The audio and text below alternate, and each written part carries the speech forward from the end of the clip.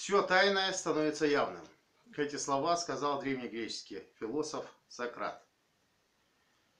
В этом эфире я вас хочу ознакомить со справкой Генеральной прокуратуры Российской Федерации о возникновении вооруженного осетино-ингушского конфликта и участия в нем российских войск. Также вы услышите в этом эфире, как осетинское руководство в 1992 году заблаговременно спланировало осетино-ингушский конфликт. По сути, этническая чистка по национальному признаку. Также вы услышите, как сформировывались и вооружались осетинские бандформирования под эгидой Национальная гвардия, ОМОН и ополчение. Вы услышите, как осетины грабили военные склады с оружием. Также вы услышите в этом эфире, как осетины, вооруженные до зубов, брали в заложники семьи российских, русских офицеров для того, чтобы те заняли проосетинскую позицию. Итак, я вам зачитываю справку Генпрокуратуры Российской Федерации об обстоятельствах вооруженного осетино-ингушского конфликта. Причины возникновения вооруженного осетино-ингушского конфликта осенью 1992 года будут более полны и понятны при рассмотрении некоторых исторических моментов в отношении между этими двумя народами. Их предыстория такова. Постановлением ЦИК РСФСР от 20 января 1921 года на Северном Кавказе была образована автономная Горская социалистическая республика, в состав которой вошло 6 национальных округов, в том числе осетинские и ингушские. Город Грозный и Владикавказ имели в ней самостоятельный статус. С упразднением этой республики 7 июля 1924 года на базе оставшихся в ее составе Северо-Осетинского и Ингушского округов были образованы Северо-Осетинская и Ингушская автономные области и самостоятельный Сунжский округ. Тогда же особой смешанной комиссией в ЦИК РСФСР было произведено национально-территориальное разграничение этих образований. Единой столицей стал город Владикавказ, где располагались органы власти и управления этих образований. Однако через некоторое время в связи с постановлением ЦИК от 20 июня 1933 года город Владикавказ теряет свой статус и переходит под юрисдикцию Северной Осетии. Ликвидируется и Сунжский округ. 19 декабря 1934 года в ЦИК РСФСР принимает решение о создании Чечено-Ингушской автономной области с центром в городе Грозном, которая в 1936 году преобразовывается в ЧССР. В феврале 1944 года в связи с депортацией ингушей и чеченцев в числе других народов в Казахстан и Среднюю Азию указом постановления Верховного Совета СССР от 7 марта 1944 года территория, на которой проживали ингуши и чеченцы, была разделена между Ставропольским краем, Дагестаном, Грузией и Северной Осетией. При этом к Северной Осетии отошла та территория, где до депортации проживало и ингушское население. Тогда же указом ПВС СССР Северной Осетии был передан и Моздовский район Ставропольского края, расположенный за территорией бывшей Ингушетии. Спустя 12 лет указом ПВС СССР от 16 июля 1956 года с депортированных народов были сняты ограничения для спецпереселенцев, но без права возвращения в места их прежнего проживания и возврата их имущества. Указом ПВС СССР от 9 июня 1957 года бывшая ЧССР была восстановлена. ПВС РСФСР было поручено определить границы вновь образованной республики. При этом без должного законодательного оформления бывшая территория пригородного и часть Малгобекского районов были оставлены под юрисдикцией Северной Осетии. Вместе с тем, эти территории, согласно Конституции ЧССР, статьей 14, действовавшей до 1978 года, относились к ЧССР. И в соответствии со статьей 15 Конституции не могли быть изменены без ее согласия. Возвращаясь из мест ссылки, ингушское население, начиная с 1957 года, расселялось в населенных пунктах пригородного района. Однако руководством Северной Осетии принимались меры противодействия этому.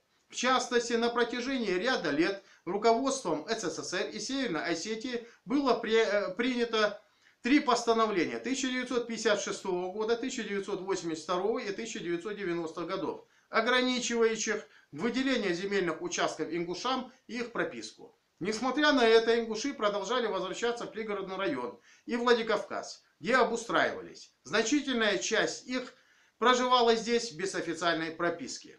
Эти обстоятельства приводили к постоянному обострению осетино-ингушских отношений. На этой почве в 1973 году в городе Грозном, а в последующем 1981 году во Владикавказе имели место массовые беспорядки, повлекшие человеческие жертвы. С развитием демократических процессов в стране 14 ноября 1989 года Верховным Советом СССР была принята Декларация о признании незаконными и преступными репрессированных актов против народов, подвергшихся насильственному переселению и обеспечения их прав. В ее развитии съезд народных депутатов РСФСР 11 декабря 1990 года принял постановление о жертвах политических репрессий в СССР, в котором в частности указывалось разработать и принять законодательные акты о реабилитации и полном восстановлении прав репрессированных народов и граждан РСФСР. Тогда же в СССР была создана специальная комиссия под председательством А. Белякова для рассмотрения обращений ингушского населения, в том числе проживавшего и в Северной Осетии. Ею была признана обоснованность требований ингушского населения о возврате ЧССР пригородного района в ее границах до 1944 года. К аналогичным выводам пришли и 2 другие комиссии под председательством В. Алла Коза и В. Соболева. 26 апреля 1991 года Верховным Советом РСФСР был принят закон о реабилитации репрессированных народов, статьи которого 3 и 6 предусматривали и территориальную реабилитацию. 4 июня 1992 года Верховным Советом РСФСР был принят закон об образовании Ингушской республики в составе Российской Федерации, согласно которому также были назначены выборы и Верховный Совет Ингушской республики, и устанавливался для решения всех вопросов, связанных с образованием этой республики, переходной период, который был до марта 1994 года. Это же положение соответствовало закону Российской Федерации об установлении переходного периода по государственно-территориальному ограничению в Российской Федерации от 3 июля 1992 года, устанавливающему мораторий по этому вопросу до 1 июля 1995 года, где указывалось, что территориальная реабилитация репрессированных народов осуществляется на основании отдельных законодательных актов Верховного Совета Российской Федерации, принимаемых по отношению к каждому репрессированному народу с соблюдением прав и интересов других народов, проживающих на соответствующих территориях. Следует полагать, что таким актом для ингушского народа являлся закон об образовании Ингушской республики, поскольку последующие постановления ПВС Российской Федерации от 21 сентября к 26 ноября 1992 года обязывали созданную 5 февраля 1992 года распоряжением правительства России Государственную комиссию по Чечено-Ингушской республике и Северно-Осетинской ССР под председательством Баранникова В.П., а затем Тишкова В.А. незамедлительно приступить к подготовке правовых актов, определяющих границы Ингушской республики. Каких-либо конструктивных политических переговоров с заинтересованными сторонами по определению согласованных границ Ингушской республики эта комиссия не провела. Попытки ПВС Российской Федерации активизировать ее работу в последний раз этот вопрос рассматривался 26 октября 1992 года, положительных результатов не дали. Допрошенный по этим обстоятельствам свидетель Тишков показал, что данная комиссия не могла действовать эффективно, так как стороны представляли люди, занимающие непримиримые позиции. Галазов А.Х., Хитагуров С.В., Богатырев Б.Б., Костоев И.Ю. Осетинская сторона, ссылаясь на Конституцию РСФСР, неизменности территориальной целостности республики фактически бойкотировала ее работу. Таким образом, созданная высшим законодательным органом неразрешимая коллизия парализовала деятельность исполнительных органов власти. Сам Верховный Совет, его президиум и даже съезд народных депутатов не смогли во всех последующих решениях определиться, на какой территориальной первооснове создать Ингушскую республику.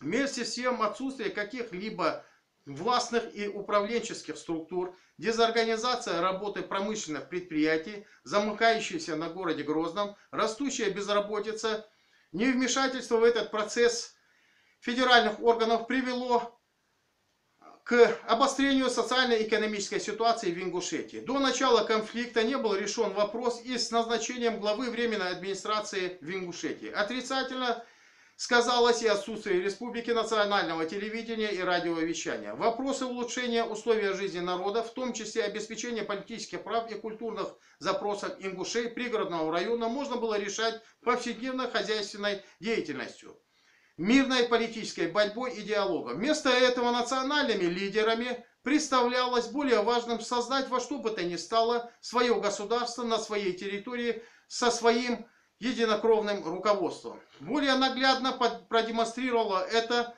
руководство Северной Осетии. Вместо того, чтобы признать проблему взаимоотношения с Ингушетией, попытаться нейтрализовать ее позитивными мерами в отношении североосетинских граждан ингушской национальности, расширение их представительства в органах власти республики, поддержка языка и религии, средств массовой информации для ингушей и так далее, был избран путь превосходства силы и нетерпимости и непримиримости, насаждения негативных стереотипов о ленивых и коварных ингушах, оскорбляющих действия в отношении жителей пригородного района.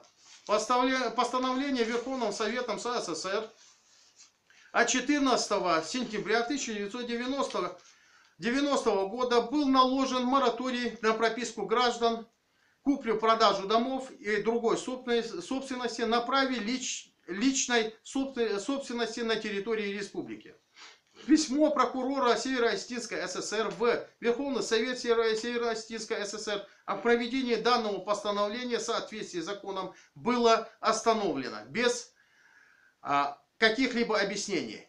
Никакого реагирования о представлении Генеральным прокурором России удовлетворения этого запроса тоже было оставлено без внимания. 19 апреля 1991 года в связи с имевшим место в селении Куртат пригородного района дракой между ингушами и осетинами, вызвавшей массовые групповые нарушения общественного порядка, Верховным Советом СССР в пригородном районе и в городе Владикавказ было введено чрезвычайное положение, продлившееся до начала вооруженного конфликта. Как следует из материалов, переданных следствием из МВД Северо-Осетинской ССР, в данный период на территории района было совершено несколько массовых потрав урожая, ряд угонов автомобилей и сельскохозяйственной техники, несколько краж скота. Увеличилось количество разбойных нападений. Лица, их совершившие в ряде случаев, достоверно установлены не были. Но утверждалось, что все это было совершено ингушами. Данных о количестве осужденных ингушей за совершение подобных преступлений не имеется. Введенный руководством Северной Осетии режим чрезвычайного положения на территории пригородного района и характер его осуществления в течение 1,5 лет только усугубили ситуацию и нагнетали межнациональную рознь. Осложнение межнациональных отношений привело к тому, что к полному прекращению взаимодействия между правоохранительными органами Ингушетии и Северной Осетии. Другим фактором, осложнявшим общественно-политическую ситуацию в регионе, явилось наличие на территории Северной Осетии большого числа беженцев из Южной Осетии и Грузии. Их социальная неустроенность способствовала резкому осложнению криминогенной обстановки, их стремление решить свои проблемы, в том числе и за счет ингушского населения пригородного района.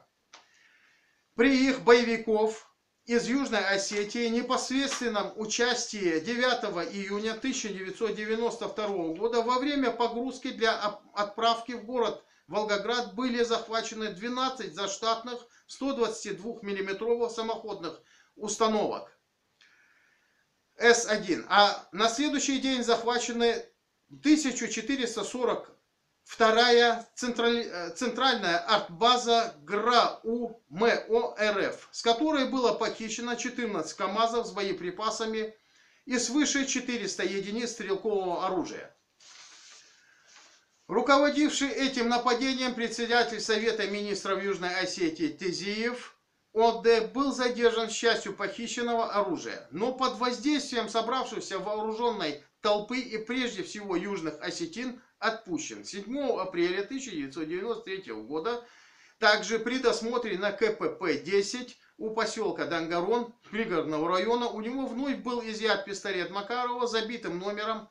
По неизвестной причине никаких мер к нему принято не было. По данным военной контрразведки, только в течение года, на 4 ноября 1992 года, на территории Северо-Осетинской ССР было похищено 12 артиллерийских самоходных установок, 1 БРДМ, 185-мм пушка, 2 штуки, БМП, 2 штуки, 307 автоматов, 788 пистолетов, 15 пулеметов, 93 карабина СКС, большое количество боеприпасов. В середине 1991 года в Северной Осетии начался процесс создания вооруженных формирований Республиканской гвардии и Народного ополчения.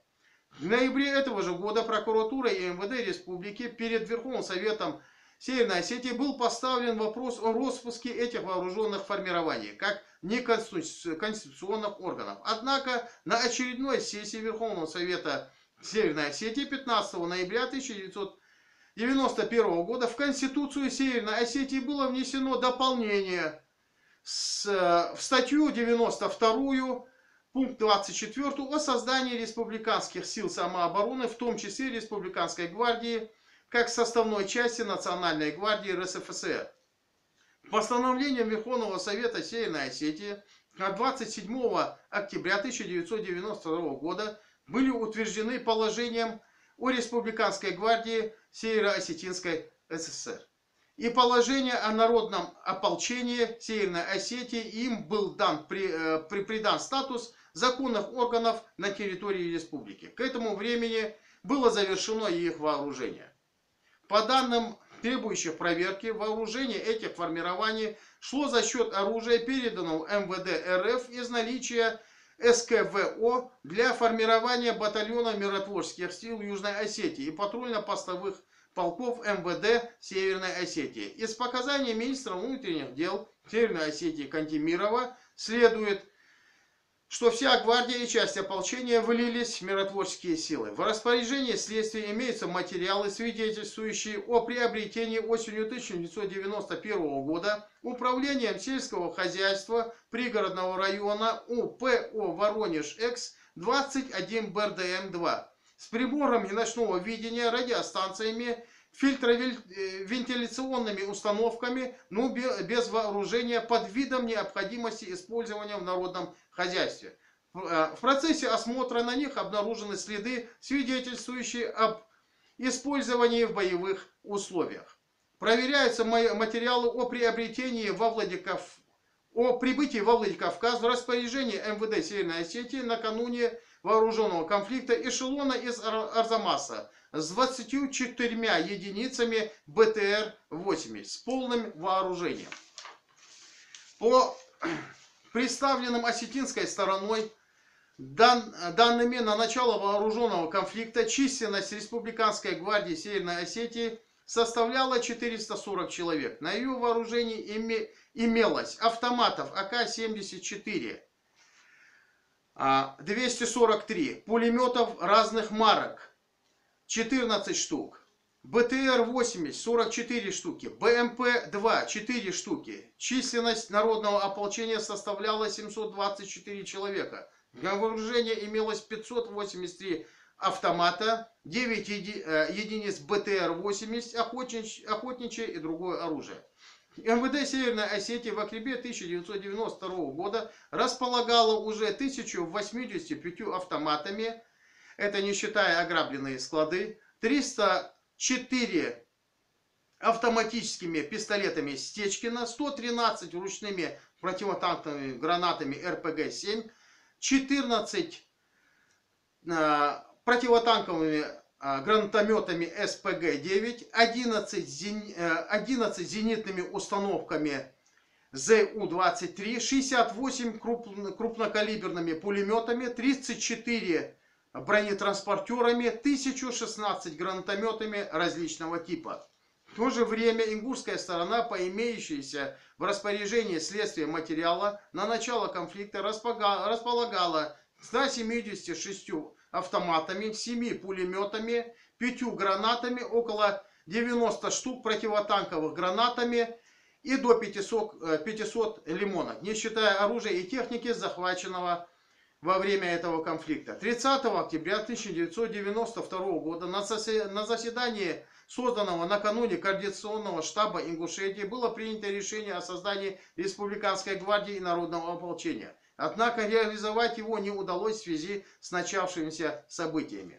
В ряде официальных документов МВД Северной Осетии, в заявлениях должностных лиц Северной Осетии утверждалось о наличии у ингушей хорошо организованных формирований, имеющих численность до 10 тысяч человек, обладающих помимо стрелкового оружия значительным количеством бронетехники, танками, 15 БТРами 86 БМП, 7 орудий разного калибра, несколькими зенитными и ракетными установками «Град». Соответствие этих данных вызывает сомнения, поскольку использование этого оружия нанесло бы осетинской стороне гораздо большие потери, чем ею это признается. Допрошенный свидетель Шойгу СК рассказал о том, что его пытались убедить в наличии у ингушей 15 танков и 2 самолетов Су-25. Самочинные действия Республиканской гвардии и народного ополчения Северной Осетии, а иногда и ОМОНа МВД Северной Осетии, по досмотру автотранспорта и граждан, находящихся в нем, факты незаконного изъятия грузов и личных вещей, применение огнестрельного оружия вызвало крайнее недовольство у лиц ингушской и других национальностей. Начиная с 20 октября 1992 года обстановка в пригородном районе стала еще более обостряться и к концу месяца достигла своей критической точки. В этот день в селе Октябрьском пригородного района БТРом ОМОНа МВД Северной Осетии во время движения на полигон была сбита 13-летняя Гадабошева Мадина, скончавшаяся на месте. 22 октября в городе Владикавказ, в поселке Южном, с огнестрельным ранением головы был обнаружен труп ингуша Хаутиева И.М. Спустя некоторое время в районе станицы Архонской, также с признаками насильственной смерти, был обнаружен труп ехавшего с ним Пугиева У.И. Собравшиеся по этому поводу граждане в резкой форме стали высказывать свое недовольство случившимся, обвинять работников МВД Северной Осетии в совершении этих убийств. Впоследствии это нашло свое подтверждение. Был арестован работник ГАИ МВД Северной Осетии Сюсин, совершивший это преступление. Однако под давлением собравшейся вооруженной толпы осетин, прокурором Северной Осетии Лукиным В.И., он был освобожден из-под стражи и сразу же скрылся. Вечером 22 октября между собравшимися ингушами и прибывшими работниками МВД Северной Осетии, достоверные факты о том, что это была следственная группа, присутствует, завязалась перестрелка, в которой с ингушской стороны было убито еще 3 человека, а со стороны МВД 2 человека убиты и несколько ранены. Сообщение об этом сполохнуло всех ингушей. Повсюду стали проходить митинги, на которых выдвигались требования положить конец произволу, чинимому МВД и вооруженными формированиями Северной Осетии в отношении ингушского населения. Въезды в населенные пункты пригородного района, где компактно проживало ингушское население, блокированы и охранялись вооруженными людьми. Возникли открытые противостояния между двумя народами. 24 октября в Назране состоялась объединенная сессия Назрановского, Малгобекского, Сунжского райсоветов, депутатов Ингушетии, депутатской группы пригородного района Северной Осетии, на которой было принято решение осудить произвол властей Северной Осетии, осуществляемый ими в отношении граждан ингушской национальности. В известие руководителей России по пресечению этого произвола объединить добровольцев в отряды самообороны и организовать их дежурство во всех населенных пунктах пригородного района Северной Осетии, где проживают ингуши. Для обеспечения безопасности добровольцев и ингушей, проживавших в пригородном районе, разрешить им использовать личное огнестрельное и другое оружие государственных транспортных средств. Для руководства работой по защите конституционных прав ингушей, проживающих в Северной Осетии, утвердить штаб в составе руководителей районов райисполкомов ОВД, представителей общественных районов, привлечь к уголовной ответственности руководство Северной Осетии, осуществляющее геноцид граждан ингушской национальности, пресечь клевету на ингушский народ в российских средствах массовой информации, просить Верховный Совет РФ ввести пригородный район вывести пригородный район из состава Северной Осетии до официальной передачи его под юрисдикцию Ингушской республики. В соответствии с этими решениями на территории пригородного района в местах компактного проживания ингушского населения стали создаваться параллельные структуры власти, что явилось прямым нарушением Конституции Северной Осетии. 27 октября 1992 года на закрытом заседании Верховного Совета Северной Осетии был рассмотрен вопрос об обострившейся криминогенной обстановке в пригородном районе Северной Осетии. На заседании Совета Безопасности Республики предложено руководителям предприятий и общественных организаций пригородного района убрать баррикады, разблокировать автодороги. В этих условиях с одобрением Верховного Совета Северной Осетии МВД Республики разработала операцию по деблокировке дорог и поставила об этом в известность командование внутренних войск МВД РФ. В связи с тем, что это могло привести к кровопролитию, план МВД руководством ВВ одобрен не был. Об этом же в своем письме на имя прокурора Северо-Осетинской ССР и МВД Северной Осетии 29 октября предупреждал прокурор Ингушской республики Галаев УБ. Следует отметить, что в разные инстанции федеральной власти с обеих сторон на разных уровнях заблаговременно шла информация о том, что нарастающая напряженность в межнациональных отношениях, обострение ситуации в регионе приведет к вооруженному столкновению между ингушами и осетинами.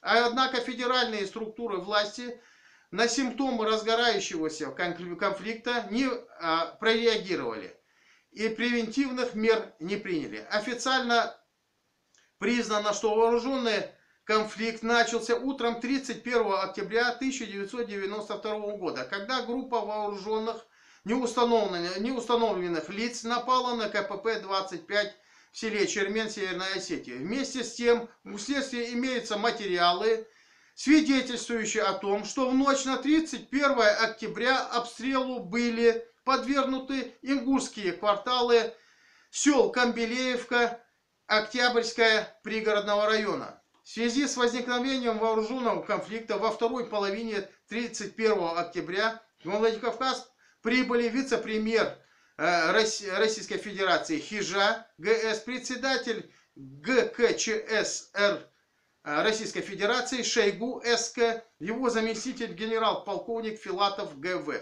командующий внутренними войсками МВД Российской Федерации генерал-полковник Савин ВН, которым было доложено, что ингушская сторона совершила заранее спланированную агрессию против Северной Осетии с целью вторжения пригородного района. Стихийно собравшееся осетинское население Владикавказа и ближайших районов блокировало подразделения российской армии. Здание Верховного Совета Республики, требуя выдачи населению оружия и боеприпасов. для отторжения, мол, якобы агрессии ингушей.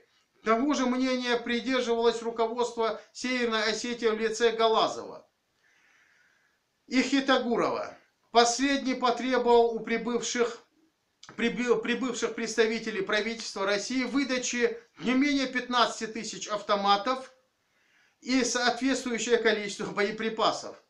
В противном случае он не гарантировал от захвата всего оружия подразделения российской армии, дислоцируемых во Владикавказе. С целью оказать воздействие на армию в этот процесс осетинами были захвачены в заложники жена и дочь начальника штаба армейского корпуса генерал-майора Скоболева.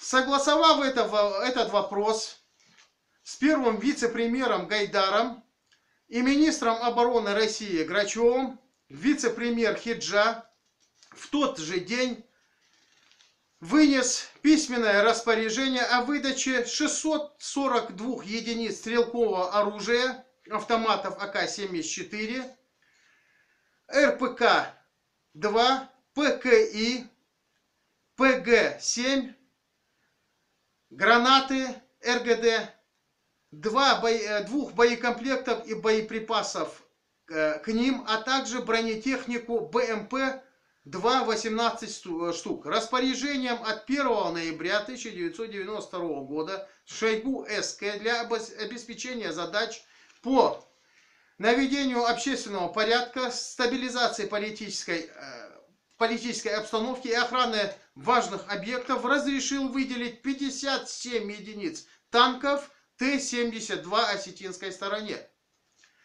Последующим Хижой и Шойгу были даны письменные указания на выдачу МВД Северной Осетии и ВВ МВД Российской Федерации значительного количества боеприпасов.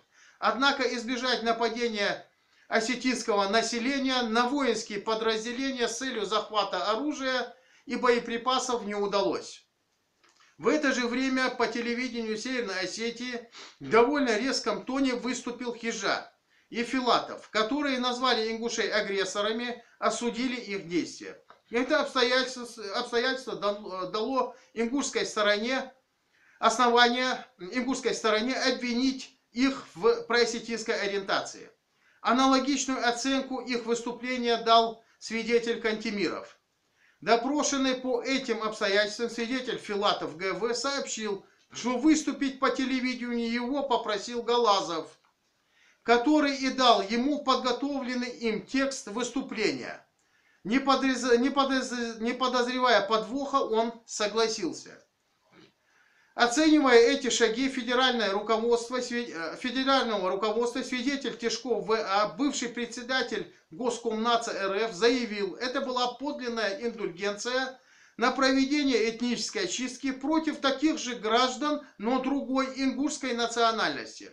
Почувствовав возросшую активность осетинской стороны, сосредоточение внутренних войск МВД Российской Федерации, подразделений ВДВ МО Российской Федерации, ингушская сторона начала добиваться встречи и проведения переговоров в целом позитивно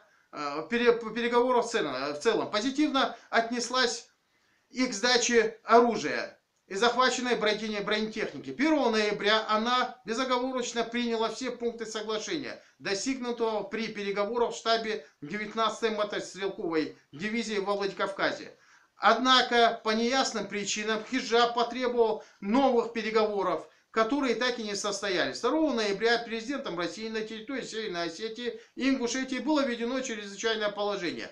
На период ЧП в качестве особой формы управления была введена временная администрация, которой подчинялись все органы власти управления этих республик. Однако впоследствии по настоянию осетинской стороны указом президента России от 4 ноября 1992 года определено, что временная администрация на территории Северно-Осетинской ССР на этот период подчиняется только органы исполнительной власти. Главой временной администрации назначился Хиджа, его заместитель Шойгу. Был создан штаб руководства силами по поддержке режима ЧП, который возглавил генерал-полковник Савин. 2 ноября в 15 часов 30 минут подразделением подразделение ВДВ выдвинулось к исходному рубежу на 3 километра западнее села Дачного, откуда по плану должен был начаться ввод разъединительных войск. Однако на первом этапе операции внутренних войск МВД РФ бездействовали, чем воспользовались вооруженные бандформирования Северной Осетии и прибывшие для оказания помощи подразделения добровольцев тех же бандформирований из Южной Осетии, которые активизировали свои действия по разблокировке села Корца, Чернореческая, Терек. Особая активность, бескомпромиссность и жестокость проявилась с их стороны при ведении боевых действий за поселок Корца. Заявление ингушской стороны о прекращении сопротивления и добровольного сдачи оружия осетинской стороной не принималось. Население подверглось уничтожению, поселок разрушению. Акты поджогов ингушских домов, грабежи, мародерство со стороны осетинских вооруженных формирований имело место и в других населенных пунктах. Вечером 2 ноября в Назране был создан чрезвычайный комитет Ингушской республики под председательством Богатырева, который прекратил свое существование буквально на следующий день, не внеся какого-либо позитивного вклада в стабилизацию обстановки. 4 ноября Хиджа был назначен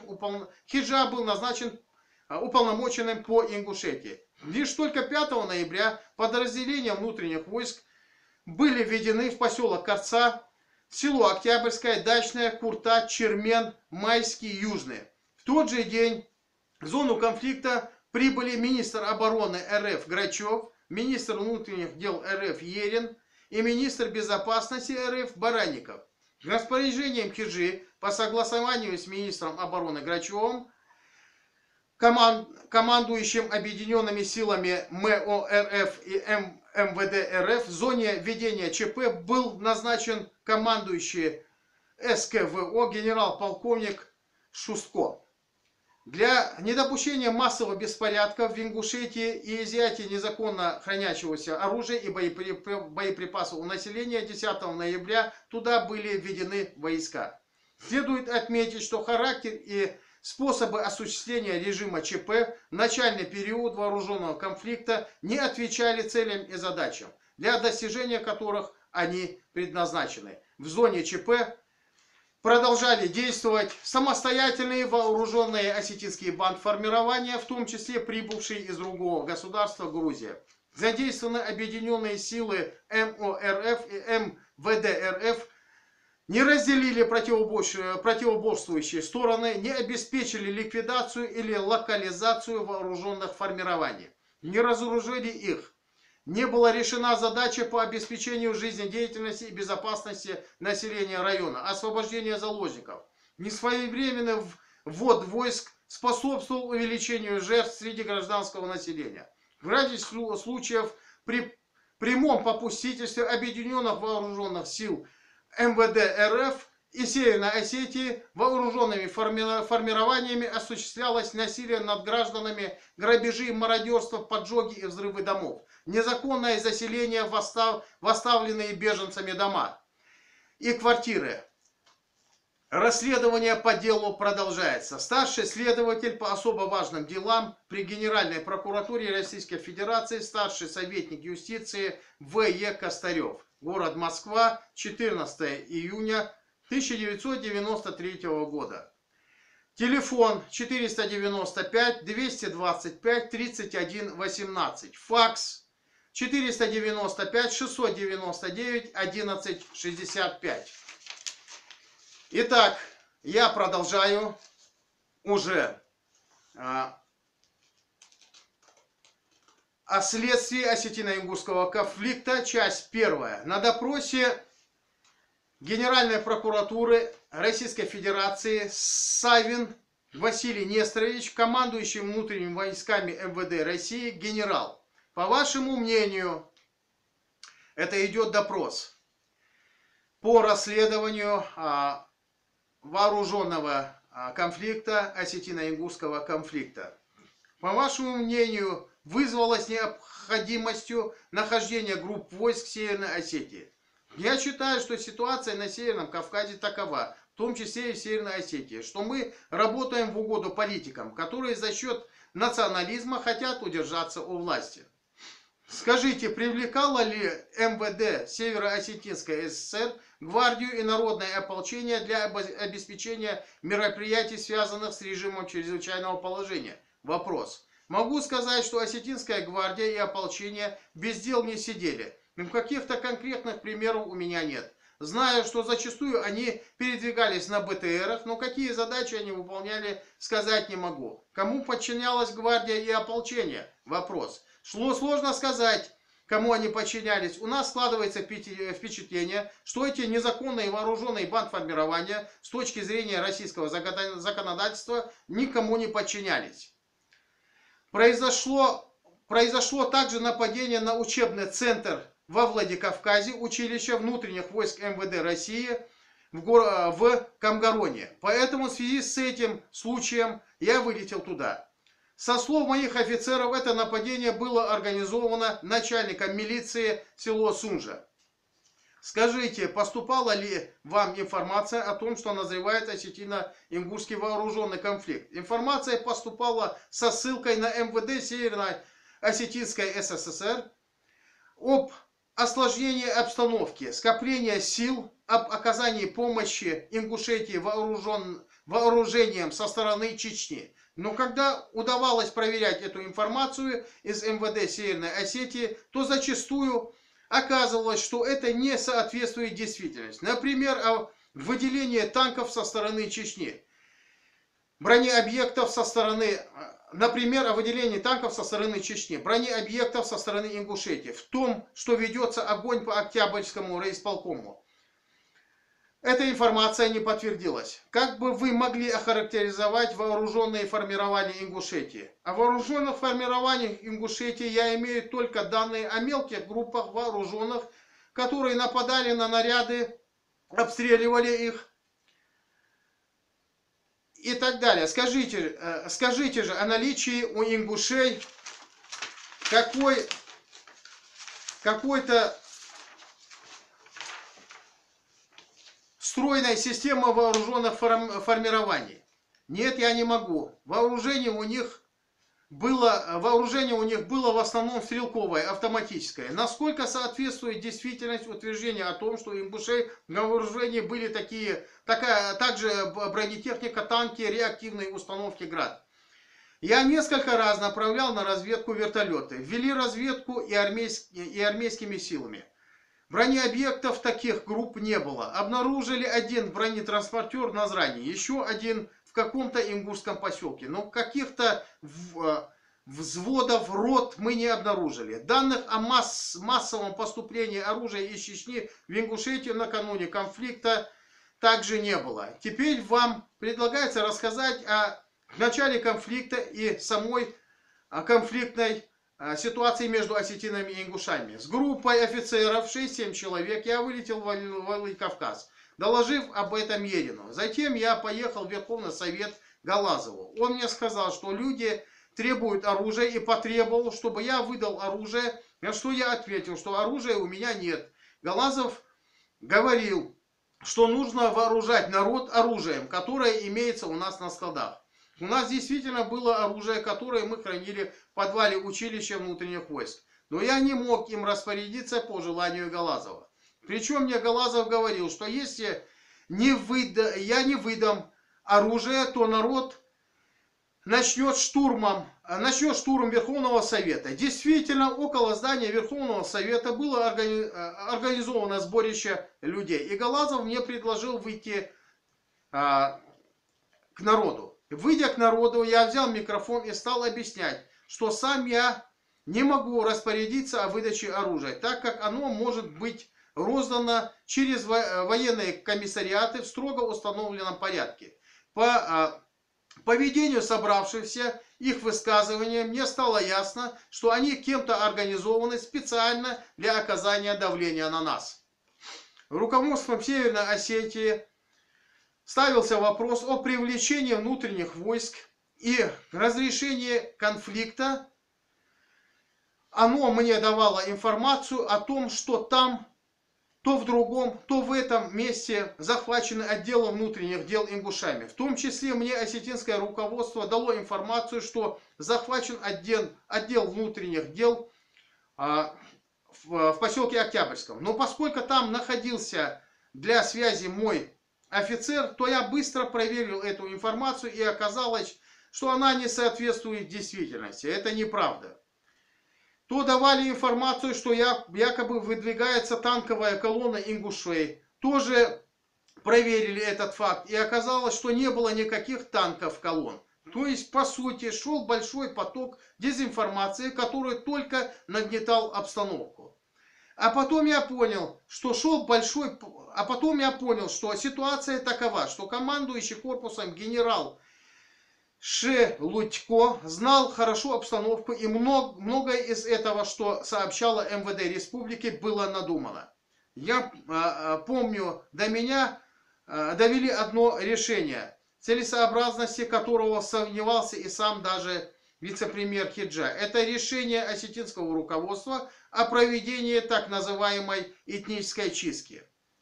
Этнической чистки населенных пунктов. Что означало это на деле? Это означало развертывать силы в боевые порядки и устраивание повальных контролей населенных пунктов. Предложение о чистке исходило от МВД и МБ Северной Осетии. Мне известно, что Министерством обороны России было принято решение о выдаче оружия осетинам, потому что в отдельных военкоматах оружие буквально расхватывали. Этот факт от меня скрывался, но утром мне доложил мой оперативный дежурный, что в военкомате, точно не помню в каком, пытались организованно раздать оружие. То ли ополчению, то ли гвардии, но оружие расхватали. На допросе в Генеральной прокуратуре ГП РФ Савин Василий Нестерович, командующий внутренними войсками МВД РФ, генерал. Вы присутствовали, когда Хиджа и Шойгу подписывали соответствующие распоряжения о выдаче оружия? Нет, не присутствовал. Один вопрос только согласовался со мной. Выдача боеприпасов для осетинской милиции. Смотрели ли вы выступление генерал-полковника Филатова по осетинскому телевидению? Да, смотрел, и могу сказать, что это выступление проосетинское и явно ошибочное. Я выступал и в Верховном Совете Северной Осетии и сказал, что люди, которые страдают от возникшего конфликта, независимо от национальности, для меня одинаковы, чем вызвало большое недовольство осетинских депутатов, что якобы я ставлю осетин и ингушей на одну доску. Сколько вам нужно было сил и средств, чтобы загасить конфликт? Вопрос. Если оценивать по тому, как развивались события 1 и 2 ноября 1992 года, то нужно было не менее одной дивизии. Это около 6-7 тысяч человек, чтобы колоннами встать и развернуться против гвардии, потому что вооруженный перевес был явно на осетинской стороне. Я их Хиже говорил, что руководством МВД Осетии сгущаются краски, на словах усугубляется ситуация. Например, ночью идет перестрелка в районе резиденции Хиджи и Шойгу. Направляют туда наряд с училища, и мне докладывают, свои стреляют. То есть по поводу того, что обстановка искусственно нагнетается, мне об этом докладывали и не раз. Но сил, чтобы совладать с обстановкой, у меня было недостаточно. Скажите, кто принимал решение о задействовании в конфликт сил российской армии, тогда как это категорически запрещено по действующему законодательству? Ответ. Я полагаю, что это решение принимало правительство Российской Федерации. Если исходить из этого, то надо понимать, что осетинский батальон действовал уже как бандформирование, и надо было принимать соответствующие меры. Да, но если бы я знал, где он находится, и были бы у меня силы против БМП, гаубиц и танков, я уже говорил, что нужно было не менее дивизий, чтобы все это дело остановить. Внутренние войска России такими силами не располагали.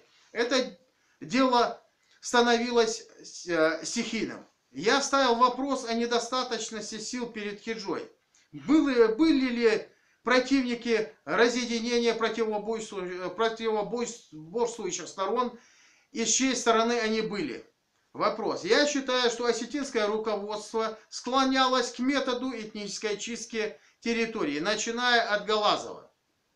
Василий Несторович, допрошенный по настоящему уголовному делу в качестве свидетеля, генерал-полковник Филатов, упрекнул вас в том, что внутренние войска не были своевременно введены в район конфликта из-за вашей нераспорядительности. Могу сказать ответ, что генерал-полковник Филатов в конфликте однозначно занял осетинскую сторону. Он усилил осетин боевыми машинами пехоты, с военного училища выделил им 11 БМП. При встречах он, Филатов, никогда ни в чем меня не упрекал. Всего доброго. Мы продолжим расследование фактов осетино-ингушского вооруженного конфликта. Оставайтесь на нашем канале. Всего вам доброго. До новых встреч.